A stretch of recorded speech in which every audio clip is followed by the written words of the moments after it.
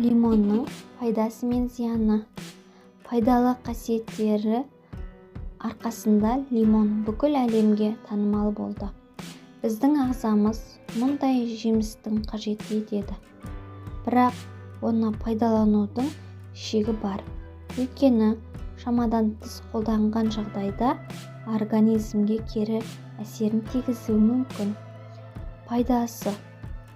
Лимонның құрамында аскорбин қышқылы көп мөлшерде болғандықтан ол қартаюды баяулатады. Онкологиялық аурулардың дамуын кедергі жасайды. Холестеринді ағзадан шығарады және денеге қуат береді. Суық тиюдің немесе тұмаудың алдын алу үшін қолданылады. Құрамындағы дәрумендер иммунитетті нығайтады. Нәтижесінде